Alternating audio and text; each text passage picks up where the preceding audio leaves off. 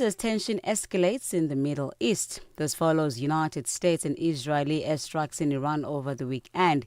The attacks killed the country's supreme leader, Ali Khamenei, along with senior security officials, including Defense Minister. Iran has since launched counter-strikes, forcing the suspension of civilian flights across the parts of the region.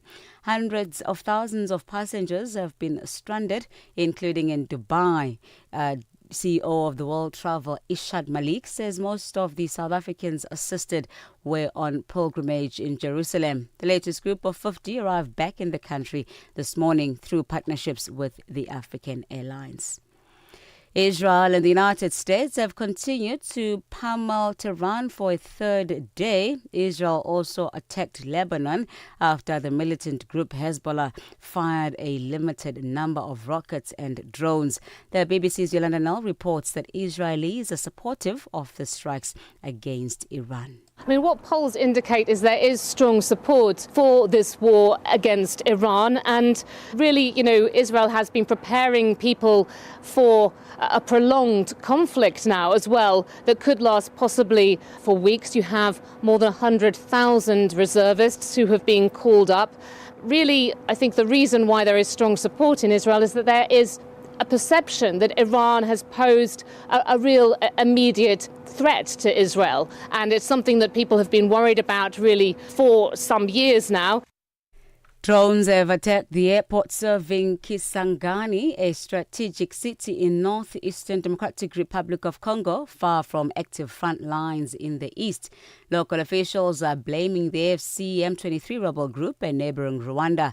AFC M23, which UN experts say is backed by Rwanda, launched drones at the airport in early February, saying it had been used to attack the AFC M23 positions and civilians in areas under its control. The AFC M23 controls swathes of eastern Congo after a rapid offensive last year in which it seized the strategic cities of Goma and Bukavu. Rwanda continues to deny backing the rebels. Reports from Sudan say the army has foiled a drone attack in the city of El Obeid, the capital of North Kordofan state. Air defenses intercepted the drone before it could launch a missile strike. The latest incident comes just days after 9 people were killed and several others injured in drone attacks that destroyed warehouses and an oil production facility. The BBC's Richard Kago reports.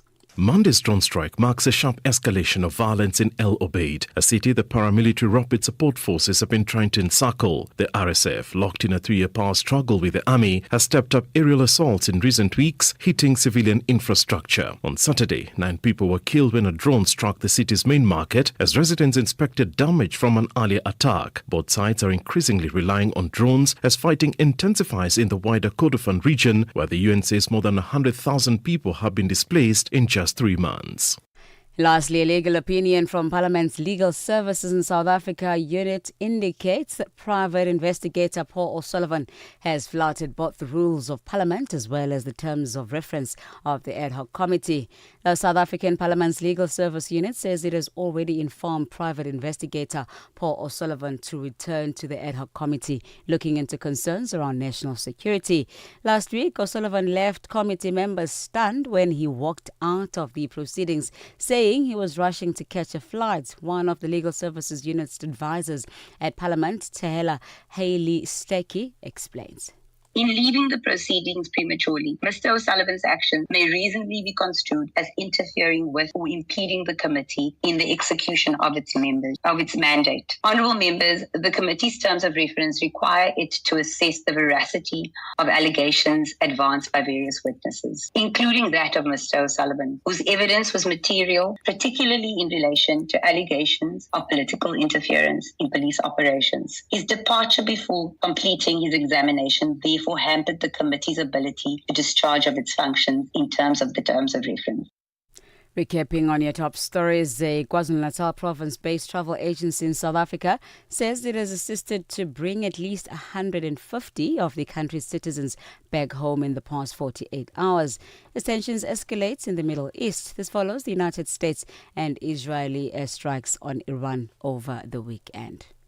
Now, for any news stories you'd like to share with us, please send us an email to newsroom@channelafrica.co.za or call us at +27 11 714 4459. Channel African News, I'm Onele Tsinsi. SABC News. The African Perspective. And coming up in your sports news this hour, SAF as well as Standard Bank announced partnership to power South African football forward, while Tennis Australia have announced the extension of its long-standing partnership with the ANZ. Details of these and other stories at 4:30. Business, trade, and investment opportunities that put the continent first. Africa in Business with Thami Ngubeni.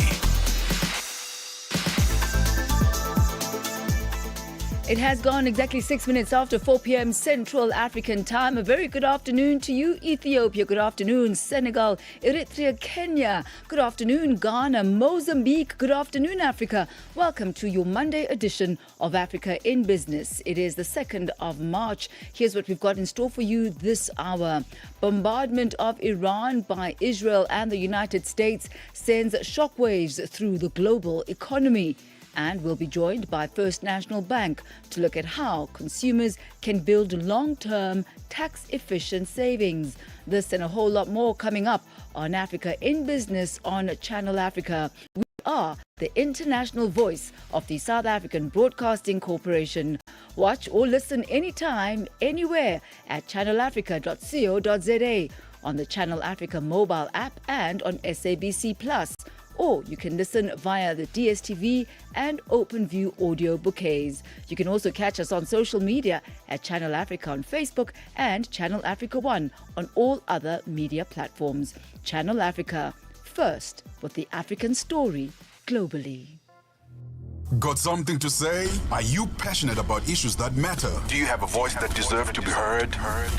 Well, we've got the perfect platform for you. Call in or drop us a WhatsApp on +27 63 406 9126 and we will call you back so you could have your say and be part of the conversation. 30 years of age. I just turned 30 on the 15th of November. So that's who I am, It's not just talk. It's your chance to air your views. Share your opinion. Engage with the community that values your perspective. Follow us on our social media. Visit our website at www.channelafrica.co.za and get ready to share your views on Channel Africa, the African Perspective. Connecting Africa to the world.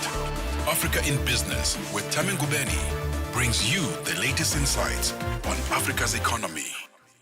We start off this afternoon with a look at legal experts. They believe that the latest budget allocation directed to the South African Border Management Authority, the BMA, will give rise to an increase in already ongoing compliance inspections by the relevant enforcement departments in order to address illegal immigration and the employment of illegal foreign nationals in South Africa.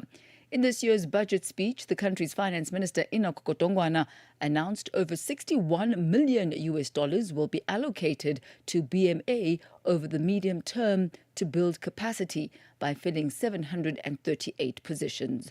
Ngubeni reports. The latest budget allocation of over $61 million directed to South Africa's Border Management Authority, BMA, is expected to give rise to an increase in already ongoing compliance inspections by the country's Department of Home Affairs, Department of Employment and Labour, and the South African Police Services. The funds to be allocated to BMA over the medium term are meant to build capacity by filling over 700 positions, which will address illegal immigration and the employment of illegal foreigners in South Africa. Taryn York, a senior associate in employment law at Cliff Decker Hofmeyer, says this budget will play a role in increasing much-needed capacity at BMA. As a starting point, the Border Management Authority is a public entity and law enforcement service which was specifically established in order to manage immigration and border security.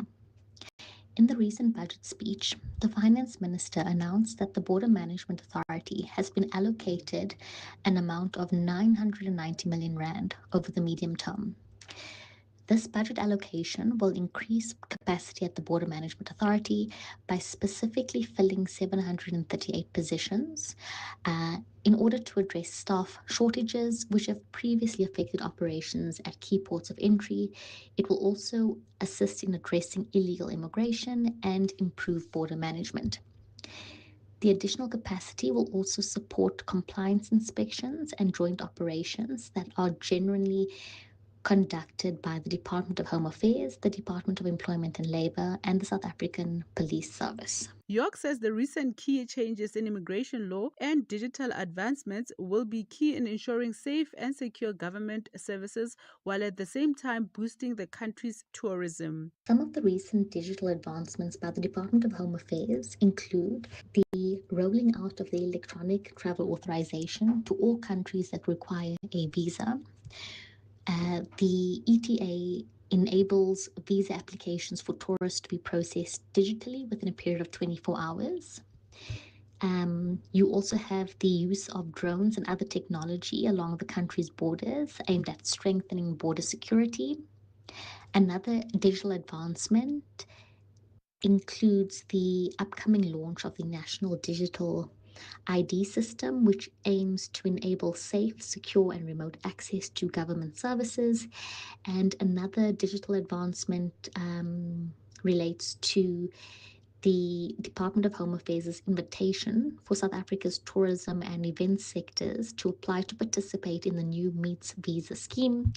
Now, this scheme has been implemented in order to boost tourism in South Africa by reducing visa requirements and processing times within the sector. She has advised employers of foreign nationals to constantly monitor their employees' documents to avoid being in breach of the law, which could result in a fine or worse, deportation of the employee. Employees and foreign nationals found to be in breach of South Africa's immigration laws face the imposition of fines and imprisonment.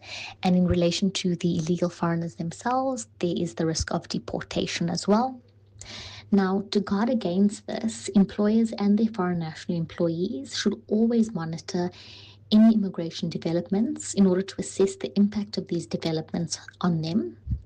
Additionally, employers should comply with their general obligations in terms of the Immigration Act and ensure that any foreign national employee is only employed on a valid visa and on the specific terms and conditions that have been imposed in their visas. For Channel Africa News, I am Thami Ngubeni in Johannesburg. African enterprise meets global opportunity. Africa in business on Channel Africa. It has gone exactly 13 minutes after 4 p.m. Central African time. This is news that has made headlines around the globe. It is the joint bombardment of Iran by both Israel and the United States. This has sent shockwaves through the global economy, with the impact most visible in oil prices.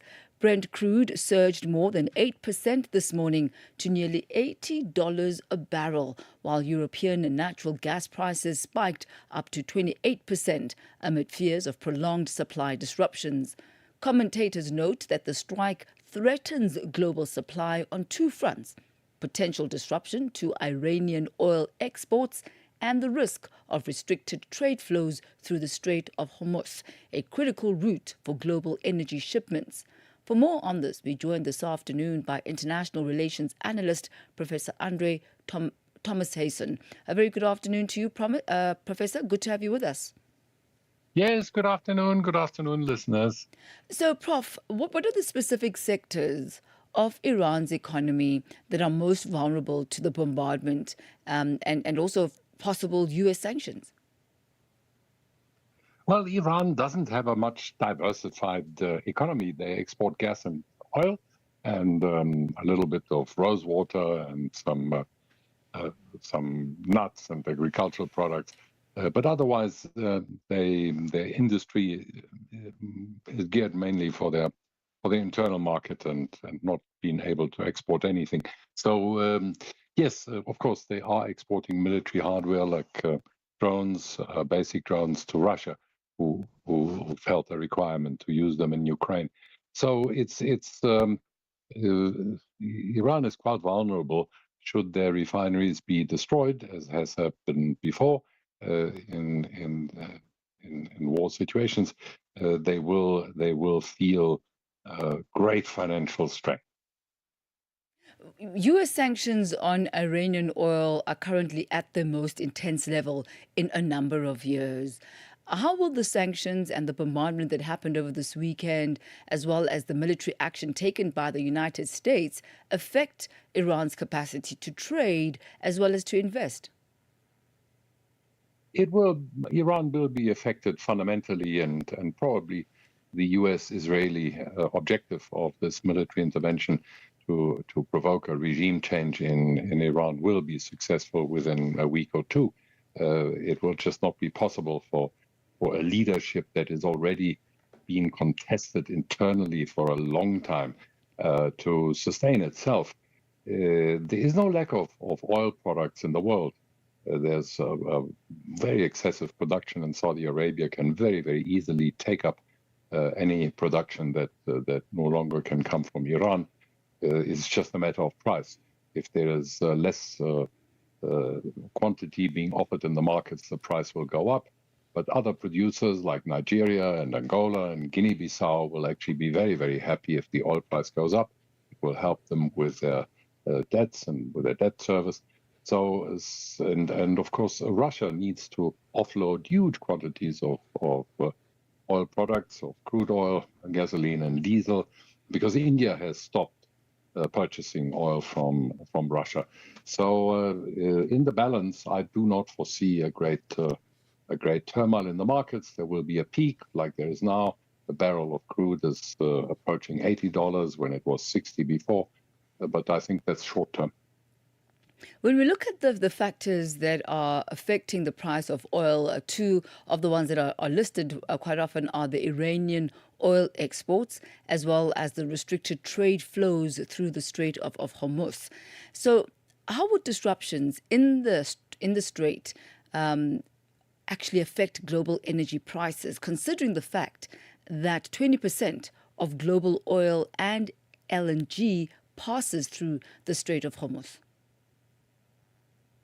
Yeah, it is convenient to go through there because it is a shorter shipping route. But there are alternative shipping routes through the Straits of Gibraltar to the Atlantic Ocean. It will prolong the shipping route by maybe a week. It will slightly drive up the cost of the transport. But again, the world has seen crises when the Suez Canal was closed, and now if the Hormuz Canal is closed. I do not foresee a big upheaval in the world about it. What is probably more dangerous is the indiscriminate use of very deadly weapons, of very strong weapons in the whole region. Iran is at war with every neighboring country, with every country in the region, in a extraordinary, illogical, irrational reaction to the attack. They have started sending missiles and deadly weapons into all the countries around them. So it is no longer a confrontation between Israel, assisted by America, against Iran, but it is Iran against the entire region. And just picking up on that, the Prime Minister of the United Kingdom, Keir Starmer, says Iran has opted for a scorched earth policy by attacking other Gulf states, which is what you have been speaking of now. What economic ripple effects might this conflict have on neighboring economies like Saudi Arabia, Bahrain, and Turkey?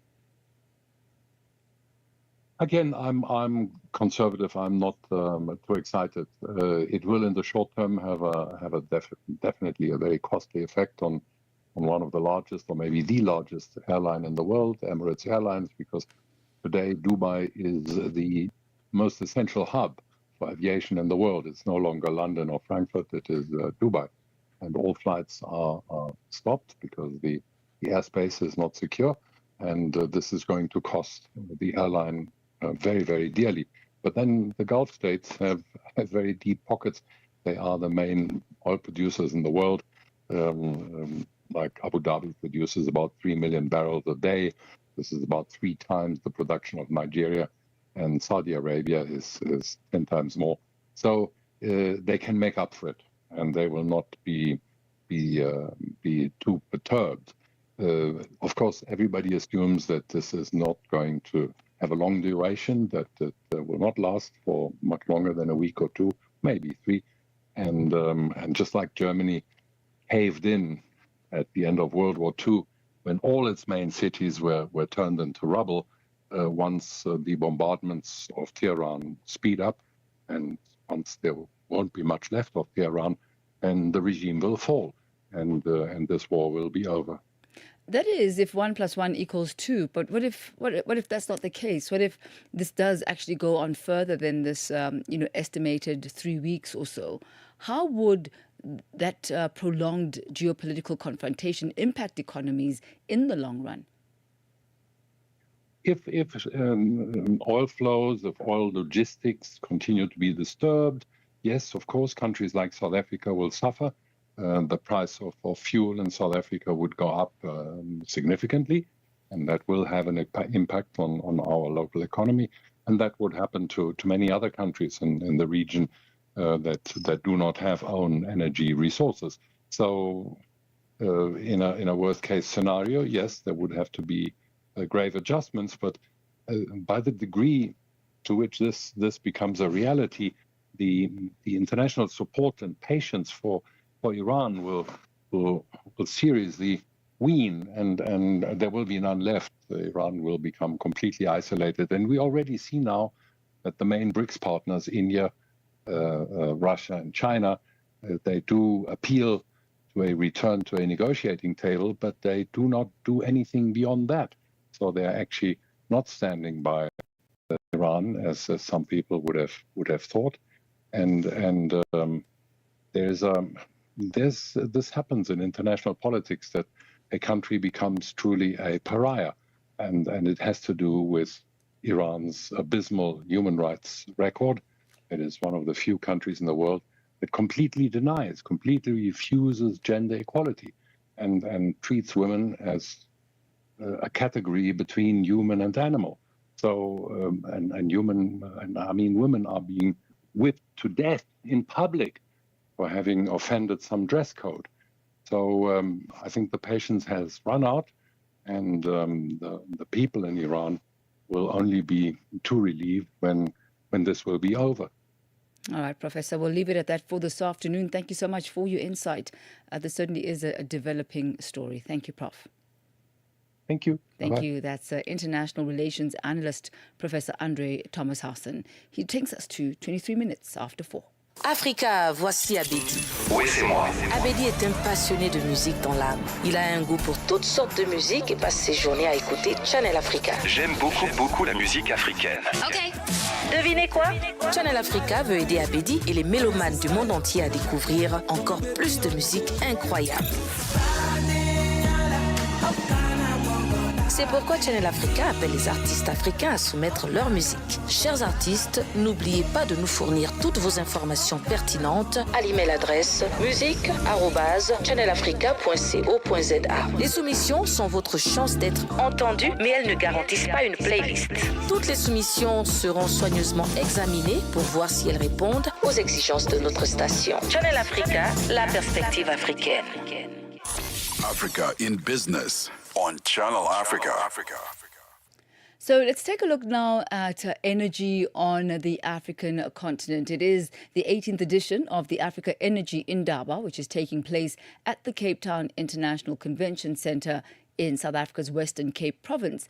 It's focusing this year on strategies to unlock gas-to-power opportunities as well as to develop domestic gas markets. The event will also explore ways to mobilize blended finance and private sector investment while advancing regulatory certainty as well as investment readiness.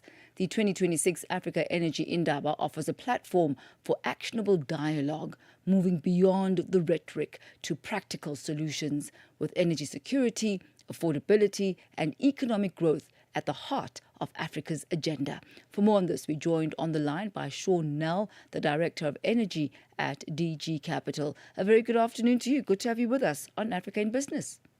Good afternoon, Thami. Thank you for having me.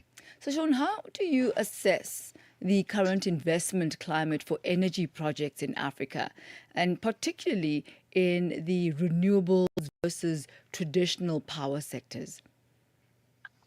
Well, I think we're rapidly moving away from the differentiation between renewable versus traditional power sectors. I think what we're seeing is that renewables have become incredibly mainstream and are not something that has to be invested through specific grants, because the technologies themselves have matured and become relatively effective. So what we're seeing is investments in multi-solution type energy projects where you spoke a little bit about the gas to power, collaborating with the solar, collaborating with wind, looking at nuclear. So countries in terms of their energy programs across Africa are looking at a much greater mix of energy technologies than just single source, which bodes well for both pricing and energy security.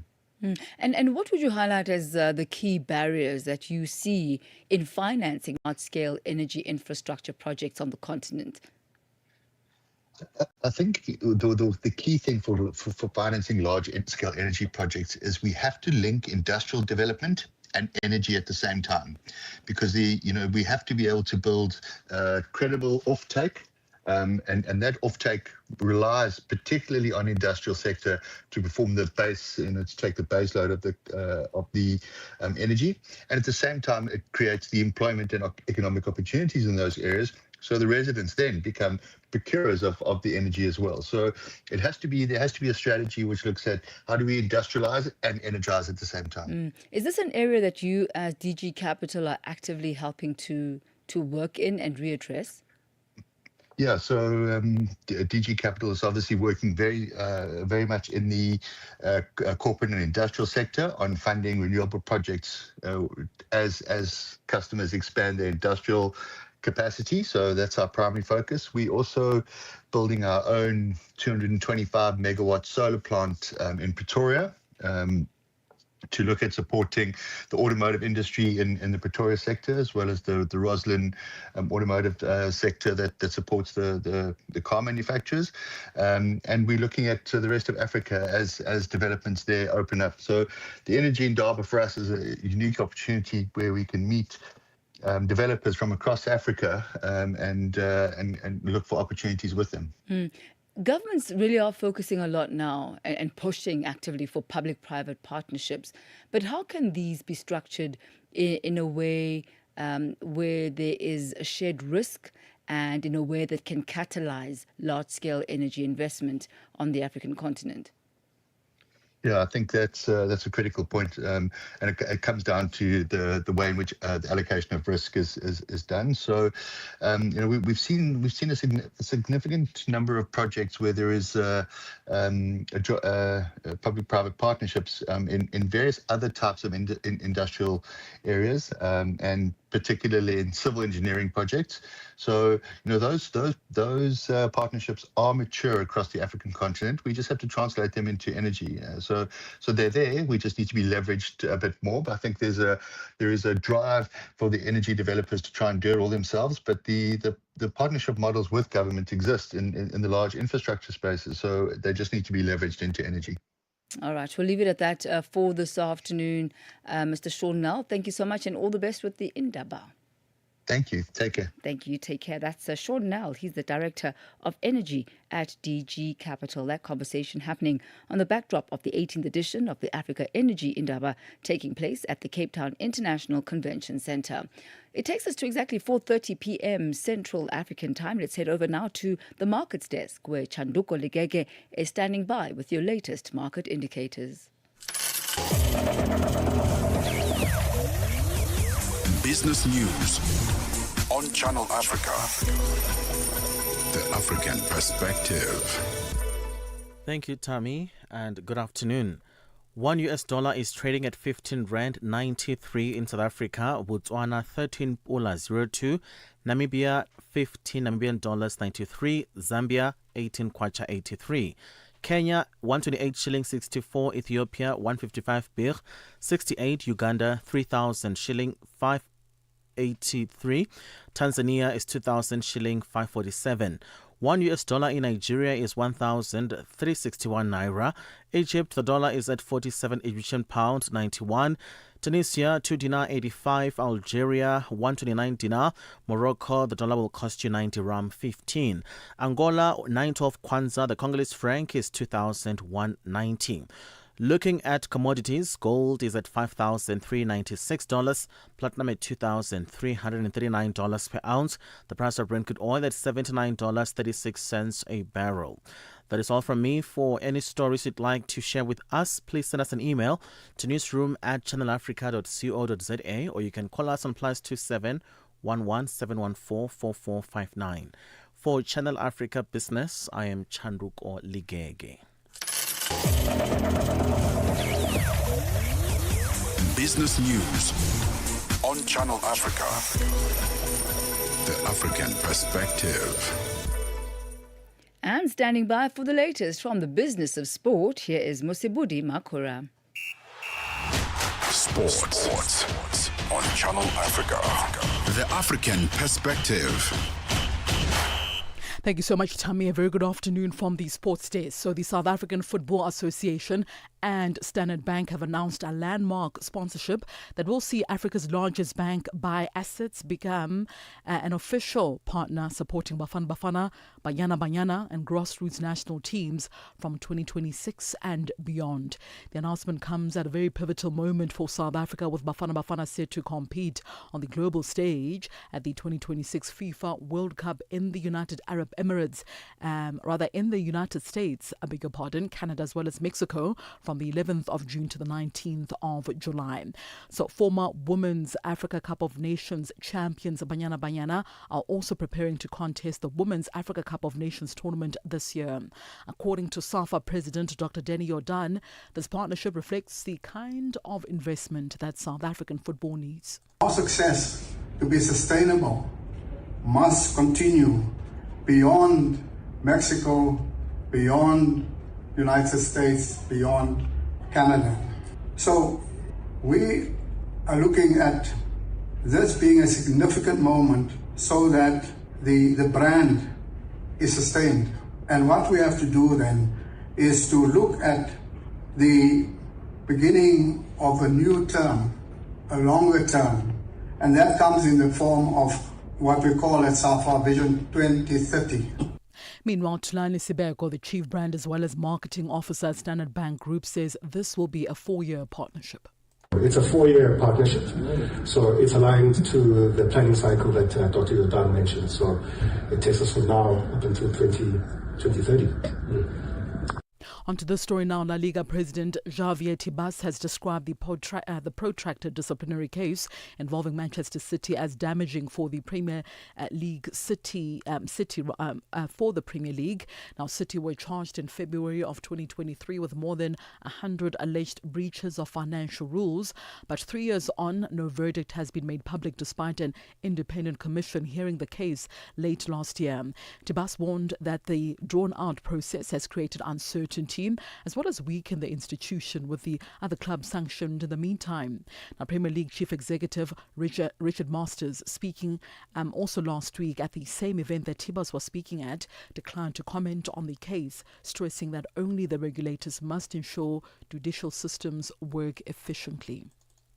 Well, Major League Soccer will allow clubs to sell advertising space on the lower back of their jerseys starting after the 2026 All-Star break. Now, the U placement, located just below the player's number, becomes the 4th official and commercial position available on MLS kits.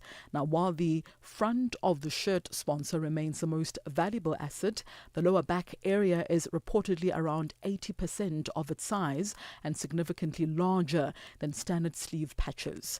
Now, logos will be limited to a maximum of 9 inches wide and 4 inches high. Some clubs could generate more than $1 million annually. The move is also part of the league's broader commercial evolution, described by Commissioner Don Garber as MLS 3.0. According to Chief Revenue Officer Carter Ladd, the timing aligns with the increased global attention that is around the 2026 FIFA World Cup, as well as the growing sponsorship demand. Some clubs could reportedly generate more than $1 million annually from this new venture, although figures will vary significantly by the market. Now, MLS first allowed front of shirt sponsors back in 2007, later adding sleeve patches in 2020. A league-wide sleeve deal is currently held by Apple Inc. as part of its media partnership. And finally, Tennis South Africa has announced an extension of its long-standing partnership with ANZ, which has been named the official bank of the Australian Open under a new multi-year global agreement. The renewed partnership builds on a 16-year relationship between Tennis Australia as well as ANZ and reflects the shared commitment to supporting communities, delivering world-class experiences, as well as connecting people through sport.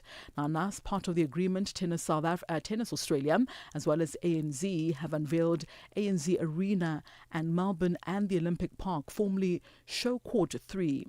ANZ's expanded partnership also includes its role as presenting partner of the Brisbane International, reinforcing the bank's ongoing connection to Queensland. Now, Tennis Australia CEO Craig Tiley said the agreement reflects the strength of a partnership built over more than a decade. At 16:37 p.m. Central African Time, and that's a wrap from the Sports Desk at this hour. For any sports stories you'd like to share with us, remember to send us an email to newsroom@channelafrica.co.za. Alternatively, call us. The newsroom line is +27 11714 4459. More sporting updates tomorrow morning on Africa Rise and Shine. For Channel Africa Sport, I am Musibudi Makure. Sports on Channel Africa. The African perspective. It is exactly 4:37 Central African Time. We move on now to focus on some of the other leading stories of the day. We're going to be having a conversation in just a moment with the South-South axis, which links the Gulf Cooperation Council, India and Africa. Well, that's emerging as a dynamic economic bloc propelled by trade, investment and strategic partnerships. In fact, let's go straight into that conversation now. Now, at the heart of several transactions within this network is Mauritius Commercial Bank, MCB, which plays a pivotal role as a financial facilitator. Recently, MCB completed its inaugural GCC and India-focused syndicated term loan, raising $450 million, and this is indeed a landmark deal in the bank's funding strategy. Just after this break, we'll be joined on the line by Anbar Johahir, Head of Financial Institutions and Syndication at Mauritius Commercial Bank. The safety and well-being of learners is a shared social responsibility. Parents and guardians play a critical role in ensuring safe, reliable, and lawful scholar transport. Parents are therefore urged to take responsibility for the following. Parents should ensure that learners are on time and ready for collection to prevent unsafe driving practices such as rushing, unscheduled stops, or overloading. By working together, parents, operators, and authorities can protect learners and build a culture of safety on our roads. Issued by the National Department of Transport. Stay ahead with Africa in Business, where Thami Ngubeni unpacks your go-to source for Africa's economic trends and development. Joining us this afternoon is Anbar Johahir, Head of Financial Institutions and Syndication at Mauritius Commercial Bank. Just before we went into that break, I told you a little bit of background around the South-South axis, which links the Gulf Cooperation Council, India and America, and Africa rather, and that's emerging as an economic bloc to be reckoned with. It's propelling trade, investment and strategic partnerships. Good to have you with us. Welcome to Africa in Business, Anbar. Thank you. So let's take a look at. Pleasure to be here. Great to have you with us. Let's take a look at this $450 million that has been raised. This is indeed a landmark deal in your funding strategy as the bank. Could you talk to us more about the importance of this and how this funding helps align with your broader strategy to strengthen the South-South Economic Corridor? Okay, thank you. I mean, the deal, when we launched it, it was all about strengthening the South-South Capital Corridor, linking the GCC, India, and Africa using the Mauritius platform. And the success of this transaction shows that the corridor is very mature. We launched the transaction at 300 million and we closed it at 450 million. It was 2.1 times oversubscribed, reflecting the very diversified, high-quality demand from investors. There were 25 banks that participated in the transaction, 5 of which were new lenders that were not existing partners of ours. So this surely shows that it was a very relationship-based driven transaction rather than momentum-based. So how does the bank see the role of such syndicated facilities in facilitating and supporting African corporates and governments to tap into GCC as well as Indian capital? Yeah. So MCB strategy, the Mauritian IFC, we help capital flows, trade flows from Asia, from Europe, and from America into Africa. So this was just a natural progression of our own strategy. And the ability of MCB as an investment-grade African issuer to attract such diversified pool of capital is something that we have been working and is part of our funding journey. It's a very selected market, and we do understand that they do reward very strong credit. And how do you foresee this facility accelerating the trade flows as well as the infrastructure projects between Africa, India, and GCC?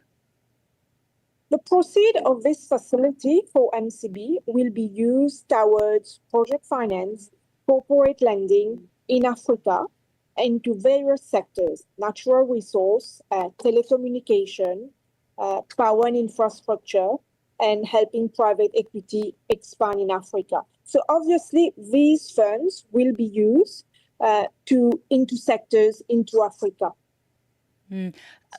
It goes without saying that cross-border syndications come with geopolitical and currency risks.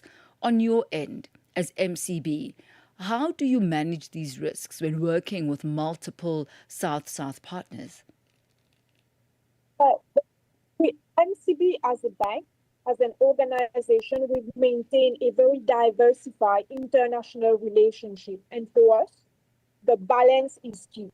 We've launched a few transactions where specific markets were targeted last year around the same time. We launched a transaction in Asia. Before that, we launched global transactions. So for us, balance is key while targeting very selective markets. All right. Thank you very much for your insight and wishing you all of the best. When do you foresee this actually kicking off? Yes, the deal has been done. What are your timelines? So the deal has been done and we have received the fund last Friday. So that was a very terrific outcome for us. And this underscores the confidence that investors have in MCB and the country. So we've completed fully the deal and funds has been disbursed. So we have the funds with us. All right. Well, it's all system go, it sounds. Thank you so much for your time and all the best. Thank you. Thank you. Thank you. That's Anba Jawahir, Head of Financial Institutions and Syndication at Mauritius Commercial Bank. She takes us to exactly 4:44. Stay ahead with Africa in Business, where Thami Ngubeni unpacks your go-to source for Africa's economic trends and development. We bring you back to South Africa now, where a regional knowledge sharing event on decent work in the construction sector has heard that in South Africa, a construction worker dies every week. Jens Drying Christensen, who's the Senior Enterprise Development Specialist at the International Labour Organization, says the sector is deeply fragile for many workers. He says work is temporary, it's high risk, low paid, and very often work is too informal. Nhlanhla Mahlangu has more. The rapidly growing urban development and increased infrastructure demand has led to a boom in construction across Southern Africa.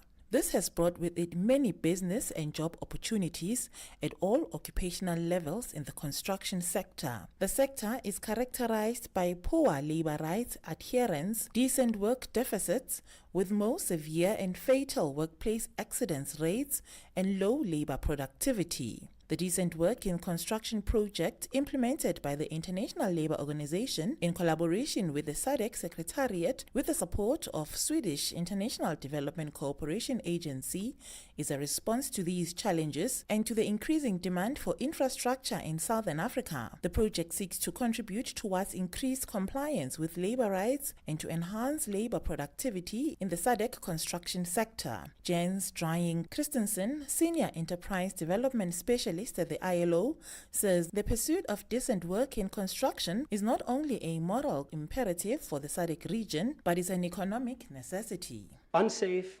informal, precarious construction does not build competitive and sustainable and resilient economies, but safer, skilled, accountable construction creates resilient enterprises, and resilient enterprises build resilient societies.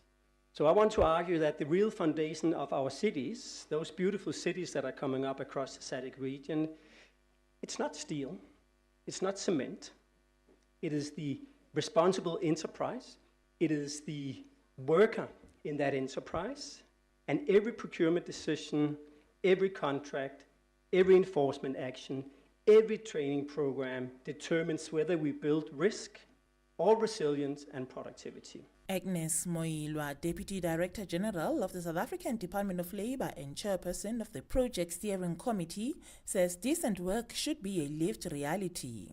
It's a pity that not all employers see it that way. Because I believe that you lose nothing when you treat people in a humane way. That shows that you not only view them as machinery that helps you to amass wealth, but you see them as partners that are able to build. And you know, the construction sector is something to lo and behold.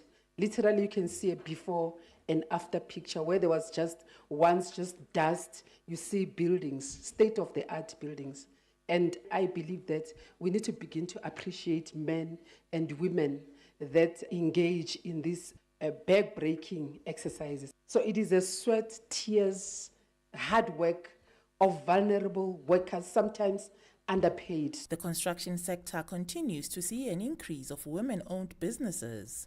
Neo Kubala from DSM Construction and Supplies is from one of them. The reason that I started operating in the construction sector is because I saw a gap that I felt it needed to be filled by them, which it was very difficult at the beginning. But as I go along, I learned a lot and managed to be where I am today. And being part of the program, Decent Work, it helped me in many ways, whereby I managed to implement few items that aligned with the company in terms of production. The event, attended by more than 110 delegates from across SADC, is expected to strengthen the capacities to roll out practical approaches and tools for promoting decent work and labor productivity, and for incentivizing labor law compliance in small workplaces that can be applied at sectoral level, and opportunities for collaboration and decent work community building. Reporting for Channel Africa, I am Gandla Mahlangu in Johannesburg. The whole population of Africa has been shocked to the depth of its soul. For 60 years, Channel Africa has been the voice that connects the continent, telling our stories and sharing our vision with the world. This year, we mark 6 decades of broadcast excellence. 60 years of stories, sound, and connection. 6 years of African conversations that matter. This is 60 years of broadcast excellence. Rooted in Africa's heartbeat and looking boldly into the future. Join Channel Africa as we celebrate 60 years of broadcasting. Still strong, still vibrant, and still giving you the African perspective. Channel Africa. your life, your rhythm, your Africa. Channel Africa. Find it for free on Google Play and the Apple App Store. It has gone exactly 4:50 Central African time as we prepare for Vous d'Afrique avec Joël. Bonjour, madame. Bonjour, Thami. Bienvenue.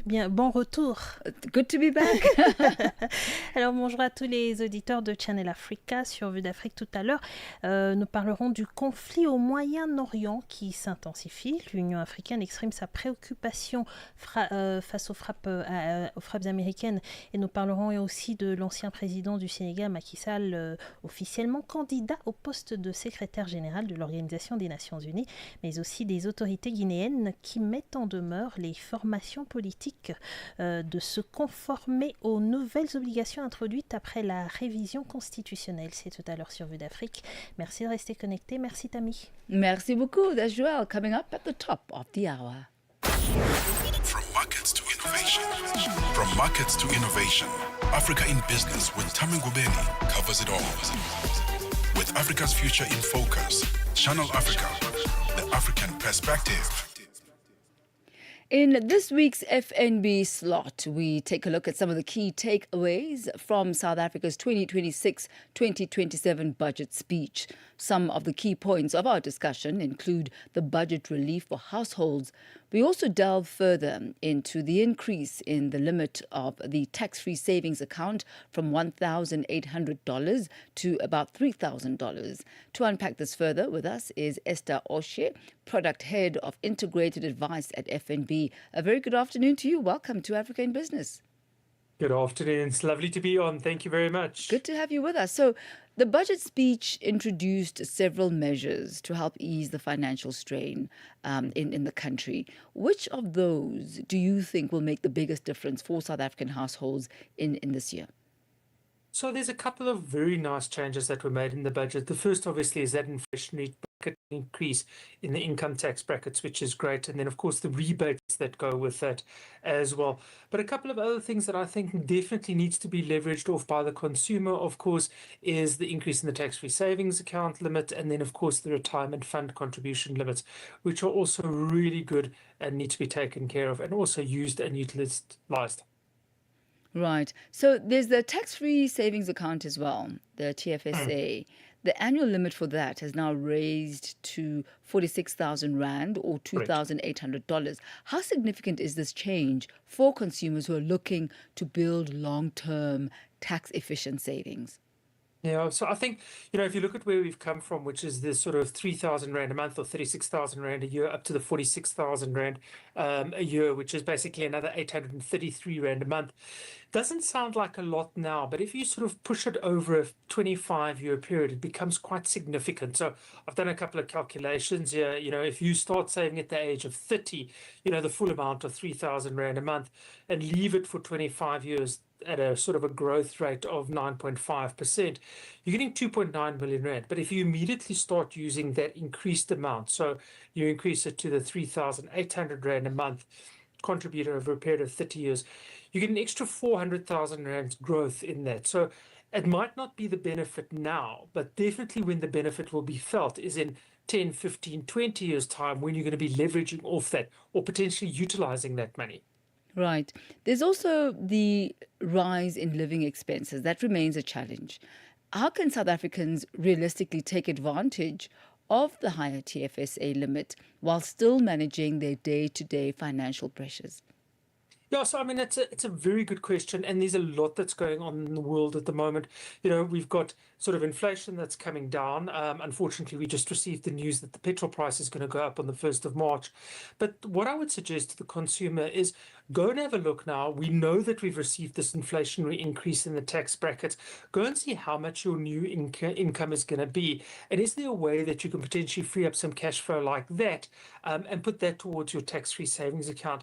Because, very often we speak about the limits of a tax-free savings account, but we don't say, you can start contributing into a unit trust or a unitized tax-free savings account from sort of 300 Rand a month. So as long as you start getting onto that savings journey from 300 Rand a month or 500 Rand a month, and just be very consistent on that over sort of, 10, 15, 20 years time, you can do that. So, and I mean, 300 Rand a month it's a takeaway meal for a family of 3 or 4, is the way that you can reduce that and put it in there. The inflationary tax break, can you use that as well? So these little changes will make a big difference in the longer run, but that consistency is absolutely key. For someone who's listening to this and they think, well, am I too late? I haven't yet opened a TFSA account. What are the practical steps that they should take in order to align with the opportunities that have been presented in this budget? Yeah, so it's never, ever too late to start saving, be it saving in a tax-free savings account, being it saving for your retirement. The best time to start saving is yesterday. The second best time to start saving is today. So really go and have those steps that I spoke about now in terms of seeing where you can free up cash flow, and then open a tax-free savings account. But make sure that the fund that you are invested in, the sort of underlying fund, tax-free savings account is the wrapper. You've got all sorts of different options that you can invest in a tax-free savings account, be it a cash investment, a unitized investment, or alternatively shares, is have a look that the underlying investment that you invested in is in the right format or the right fund. So by way of example, if you're going to use your tax-free savings account specifically to add towards your retirement, as a lot of people do, because it's a great vehicle for that, make sure that the fund that you invested in has a sort of a high growth percentage, is more leveraged towards your sort of shares, your offshore investing and that type of thing, so that you can get that growth, not short-term volatility. You definitely don't want to use your tax-free savings account for things like your emergency funds. You want to put that money there on a monthly basis, let it compound, let it grow over the long term, but you need to have exposure to those growth type assets. So long story short, or short story long, whichever way you want to listen to it, is have a look at when you're going to use the money. If it's going to be for your retirement, make sure that the fund that you're investing in is actually matching towards that. Is there anything else that stood out for you specifically with the budget speech that you deem worthy of exploring? So I think I alluded to it a little bit earlier, is the retirement as well. So there's previously, up to now, you could contribute sort of 350,000 Rand a year up to a maximum of 27%. Well, whichever's the lesser of 350,000 Rand or 27.5% of your pensionable income into a retirement fund, and you get some sort of tax benefit from that. That's now been increased quite significantly to 430,000 Rand. So again, it's quite a nice way that you can plan your retirement in an efficient manner. So it's again something that I'd suggest that the viewers go and have a look and sit down and see, okay, what do we get? We're getting that little bit of a relief in terms of the inflationary increase. Where can I use that money? I can use it to put it towards my tax-free savings account. I could alternatively look at maximizing my retirement income as well, or my retirement contributions as well, which is pretty cool. And I think those are two very important things that will really assist the consumer in the long run, especially if you look at less than 10% of South Africans can afford to retire comfortably. So that's something to leverage off. I think something else that just needs to be, that the consumer needs to be aware of, is things like the primary residence rebate on disposal. That's been increased significantly as well. And then, of course, if you're looking at diversifying your investments, the foreign investment allowance has increased significantly. It's gone from 1 million to 2 million Rand. So it is a nice opportunity to diversify your investments into offshore as well. I think some really, really great pointers there that you've highlighted, Esther Oshe. Thank you so much for your insight and just really breaking this down for us this afternoon. Thank you. Thank you. That's Esther Oche, Product Head of Integrated Advice at First National Bank. Well, that brings us to the end of the Monday edition of Africa in Business. From myself, Thami Ngubeni, as well as the rest of the team, you have yourself a splendid evening further. We hand the reins over now to the French desk, where Vue d'Afrique is standing by. Restez connectés. Get the news, music, and lifestyle of Africa on Channel Africa, the African perspective. As Africa renews, so does its voices. 60 years of Channel Africa. Vue d'Afrique, un magazine des actualités en français sur Channel Africa. Rendez-vous du lundi au vendredi avec Joël Mouteba sur Channel Africa de 15h à 16h, temps universel. Channel Africa, la perspective africaine.